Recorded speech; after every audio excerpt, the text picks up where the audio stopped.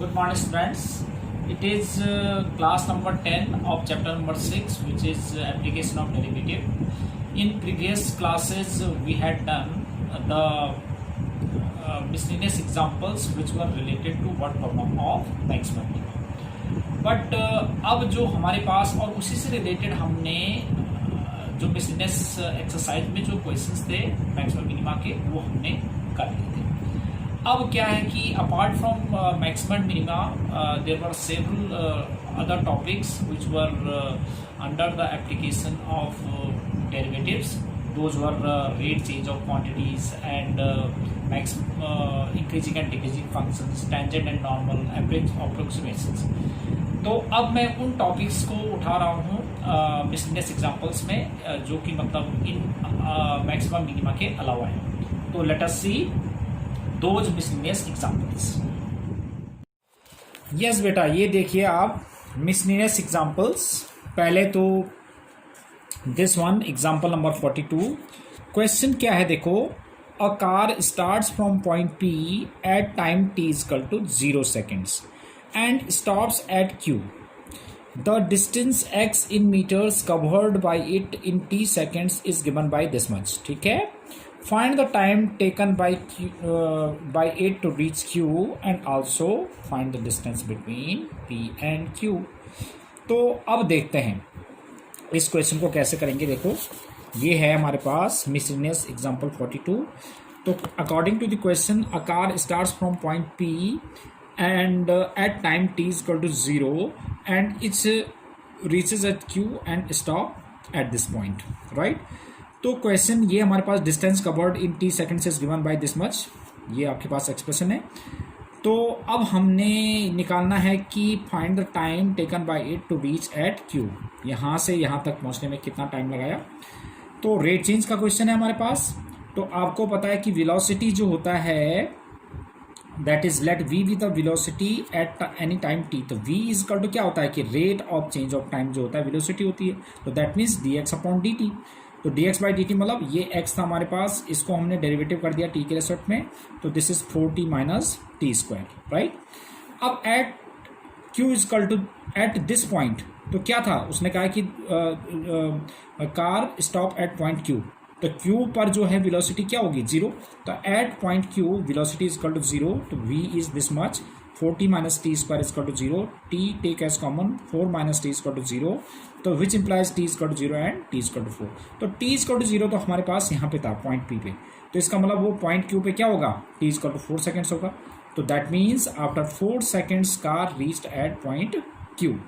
Therefore the distance covered in 4 seconds. अब it was already given in this expression that this is the distance covered by the car in t seconds. तो अब 4 second में कितना होगा, हम यहाँ पर t की जगह 4 पुट कर देते हैं. तो ये हमारे पास आ गया 32.3 मीटर. ठीक है, this was the distance. Now we have another example. Example 43, which is again of rate of change of quantities. तो क्या है देखो, water tank has the shape of inverted right circular cone with its axis vertical and the vertex lower most. ठीक है, vertex lower most है and its semi vertical angle is tan inverse 0.5. Water is poured into it at the constant rate of 5 cubic metre per hour. तो इसका मतलब क्या है, जब इसके अंदर पानी डालते जा रहे हैं तो क्या चेंज हो रहा है, वॉल्यूम हो रहा है. तो इसका मतलब 5 cubic मीटर पर आवर क्या है, that is dv upon dt, क्योंकि वॉल्यूम चेंज हो रहा है पर रेस्पेक्ट टू द टाइम. तो that means dv by dt हमारे पास गिवन है. Find the rate at which the level of the water is rising at the instant when the depth of the water is 4 metre. तो at the instant when the depth is 4 metre ये आपने बताना है. तो let us सी, देखो जरा इस example में. तो अकॉर्डिंग टू द क्वेश्चन कि alpha is equal to tan inverse half 0.5 तो हाफ हो गया. तो tan alpha is equal to 1/2. अब tan अल्फा में सपोज ये h है, ये इसका रेडियस है. तो tan अल्फा के लिए जो है ये परपेंडिकुलर है. तो परपेंडिकुलर अपॉन बेस ये हमारे पास tan होता है. तो r upon h is equal to half हो गया. तो r is equal to h/2, right. Now अब dv अपॉन dt, जैसे मैंने बताया था ना कि ये क्वेश्चन दिया हुआ था कि the volume water is poured into it at the constant rate of 5 cubic meter per hour. तो it means change in volume with respect to time. तो dV upon dt was 5 meter cube per hour. And we have to get question क्या था देखिए कि find the rate at which the level of the water is rising. तो यानी कि dH by dt at h is equal to 4 meter per. That is what we have to get, right? तो अब देखो हमारे पास इसमें वॉल्यूम में expression given है, तो हम पहले वॉल्यूम निकाल लेते हैं कोन का. तो now volume of cone is v is equal to 1/3 pi r square h. अब हमें पता है कि हमने जो है d h by d t निकालनी है, तो मुझे r की ज़रूरत नहीं है, तो मैं r की वैल्यू h के टर्म में रख देता हूँ यहाँ से. तो r की वैल्यू h के टर्म में रख दिया, तो H square by 2 square into H. इसको आप और इसको सिंप्लीफाई करेंगे तो क्या आ गया कि that is v is equal to pi h cube upon 12.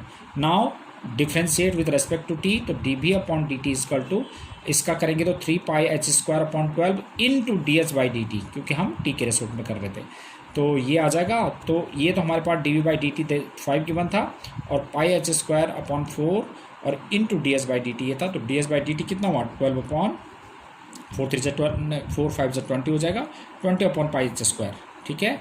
अब d h by d t at h is equal to 4 metre, तो यहाँ पे एच की जगह 4 होता तो 20/16 pi, that is 5/4 pi metre per hour. तो that is what we have to get, right. ये देखो रेट चेंज का था. अनदर रेट चेंज का क्वेश्चन देखिए अब ये है. देखो क्वेश्चन क्या है, एग्जाम्पल 44. ये सारे एग्जाम्पल्स बहुत ही इंपॉर्टेंट हैं एग्जामिनेशन पॉइंट ऑफ व्यू से. एग्जाम्पल 44 ये रहा. A man of height 2 metre walks at a uniform speed of 5 kilometre per hour. तो अब ये फिगर है इसका. ठीक है. A man of height 2 metre, this is man of height 2 metre walk at a uniform speed of 5 kilometre per hour away from the lamp post. Lamp post 6 metre high था, और ये मैन जो है इससे अवे जा रहा है, दूर जा रहा है. तो दैट मतलब ये चेंज हो रहा है. तो that means d x by d t is 5 kilometre per hour. तो d x by d t that is ये है, d x by d t is 5 kilometre per hour. That ये तो गिवन था. Find the rate at which the length of his shadow increases. अब देखो जब ये लैम्प पोस्ट है, यहाँ पर लैम्प रखा हुआ है, ये मैन है, तो इसका शैडो इस साइड पड़ेगा, तो ये शैडो को मैंने एस से रिप्रेजेंट कर दिया.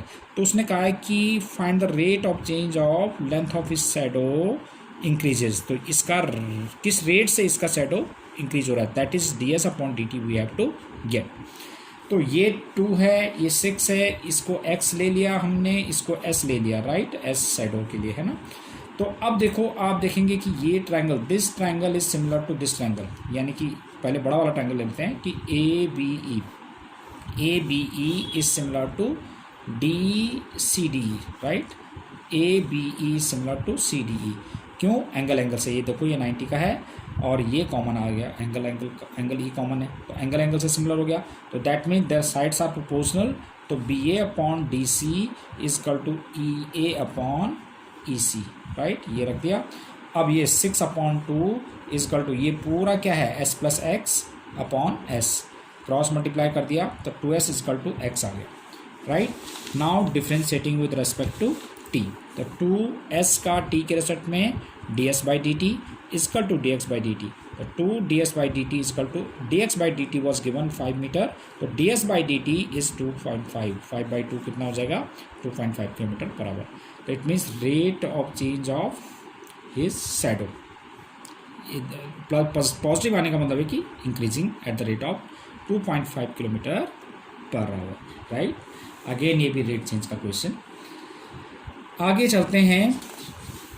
अगेन मोस्ट इम्पॉर्टेंट वन, ये थोड़ा डिफरेंट क्वेश्चन है जो हमारे पास एक्सरसाइज में गिवन है. अब देखते हैं पहले कौन से क्वेश्चन का है. Find the equation of normal. तो ये टेंजेंट नॉर्मल की इक्वेशन है. तो find the equation of normal to the curve x square is equal to 4y which passes through the point 1,2. वैसे तो बहुत बच्चे इसमें कंफ्यूज होते हैं. उसमें क्वेश्चन क्या है जो हमारे पास एक्सरसाइज में है, वो है कि find the equation of normal to the curve which pass at 1,2, तो वो तो बहुत ईजी बन जाता है एट 1,2 पे, बट इसमें नहीं कहा कि विच पासेस थ्रू 1,2, तो ये समझने की ज़रूरत है आपको कि ये क्वेश्चन हम कैसे करेंगे। तो this is curve x² is equal to 4y and this is tangent at point x1 y1 and ये नॉर्मल है, जो टेंजेंट पे परपेंडिकुलर होता है दैट इज़ नॉर्मल, तो ये नॉर्मल है हमारे पास and this normal is passing through the point 1,2, right.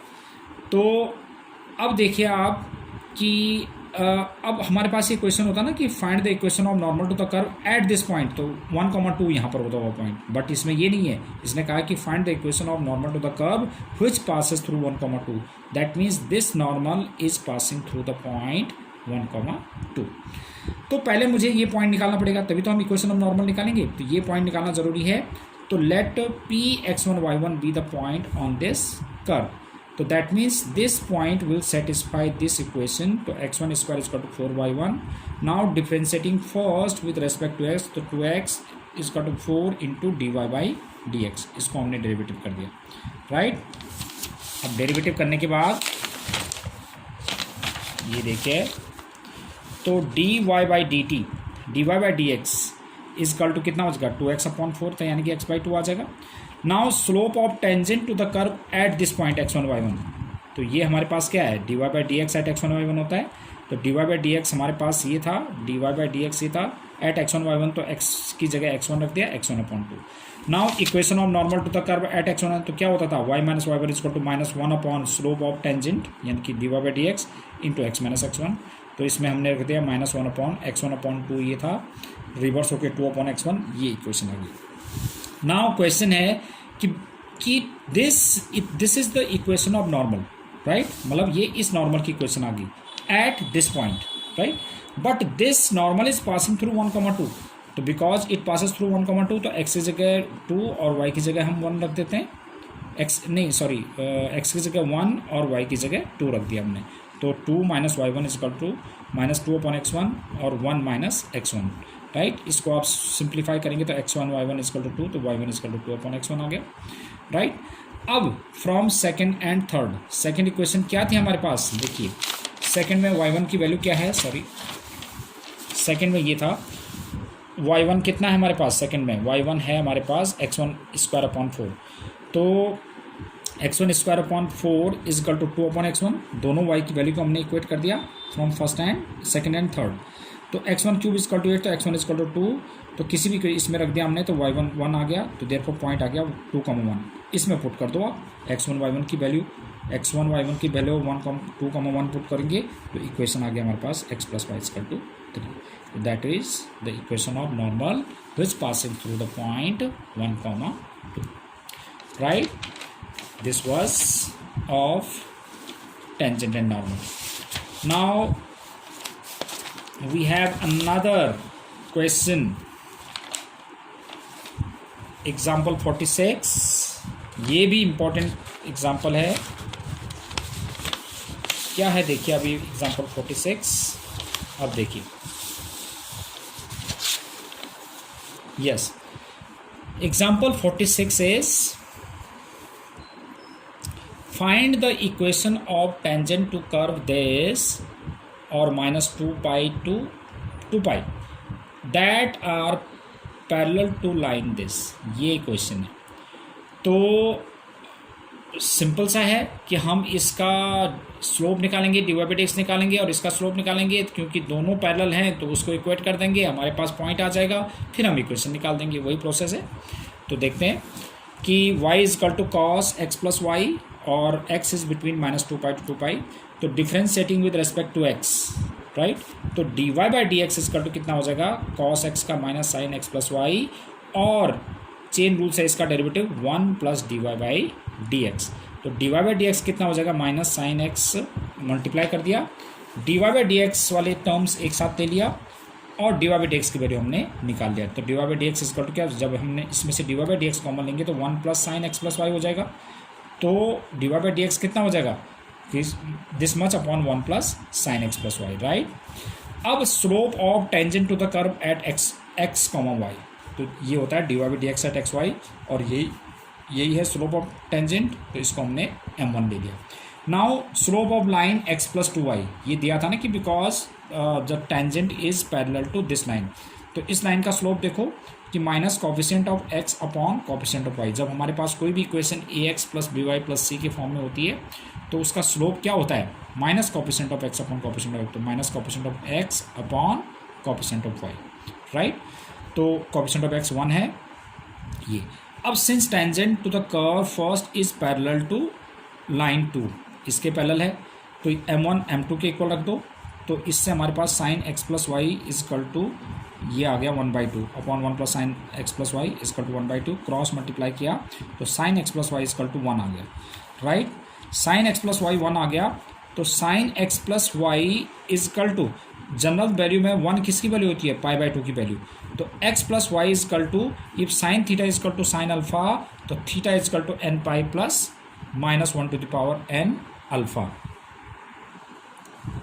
Sine x plus y is equal to 1, तो sine x plus y is equal to sine π/2, तो if sine theta is equal to sine alpha, तो theta is equal to क्या होता है n pi plus -1 to the power n into alpha.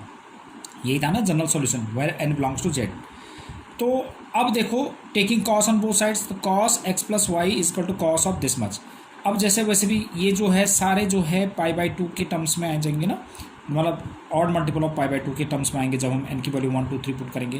तो आपको पता है कि ऑड मल्टीपल ऑफ π/2 में कॉस की वैल्यू क्या होती है, 0 होती है, जैसे कॉस 90 0 होती है, कॉस 3π/2 0 होता है, तो ये 0 आ गया। अब आपको पता है कि ये जो है हमारे पास किसकी वैल्यू थी, y की वैल्यू थी, cos x plus y, cos x plus y था, तो कॉस x प्लस वाई था, तो हमने कॉस x प्लस वाई को हमने y रख दिया, y रख दिया, कॉस x प्लस वाई को हमने इजकल टू 0, तो ये था हमारे पास y, तो y इजकल टू 0, तो cos x is equal to y जब 0 आ गया, इसमें जब y की वैल्यू 0 होगी तो कॉस x भी 0 आ गया हमारे पास।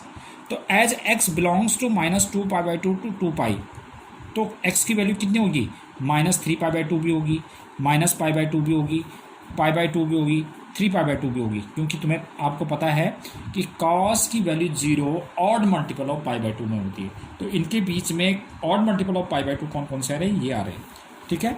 बट इसमें से जो है ये -π/2 और 3π/2 ये जो है इसको सेटिस्फाई नहीं करेंगे इक्वेशन नंबर ए को, ठीक है। देखो जैसे हम -π/2 रख देता हूँ मैं, तो -π/2 रखूँगा, y तो 0 था, तो y 0, तो साइन -π/2 क्या होता है, -1 होता है, जबकि यहाँ पे 1 है, तो इसका मतलब ये सेटिस्फाई नहीं करेगा।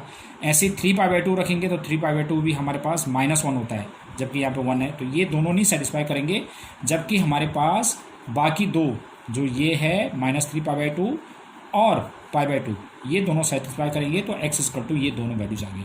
तो अब पॉइंट हमारे पास क्या हो जाएंगे, -3π/2 0, y की वैल्यू 0 है, और π/2 0।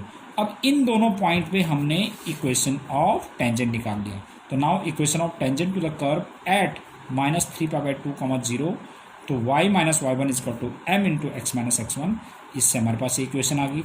सेम ऐसे हमने इस पॉइंट पे इक्वेशन निकाल दिया कि y minus y1 is equal to m into x minus x1, तो हमने इससे भी इक्वेशन निकाल दिया सिंप्लीफाई करके, तो ये हमारे पास इक्वेशंस आ गए। तो इसके अलावा हमारे पास जो नेक्स्ट एग्जांपल है example 47, find the interval in which the function this increasing और डिक्रीजिंग।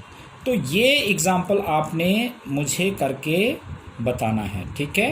तो आपने जो करके देना है मुझे इस वीडियो से related, do all these examples, क्योंकि ये बहुत ही इंपॉर्टेंट एग्जांपल्स है, तो एक बार आपको लिख के और मेरे को सेंड करना है। तो do all these examples and example 47, और बाकी मिसलेनियस क्वेश्चन के मिसलेनियस एक्सरसाइज के क्वेश्चंस वो हम नेक्स्ट क्लास में डिस्कस करेंगे। तो I think that is more than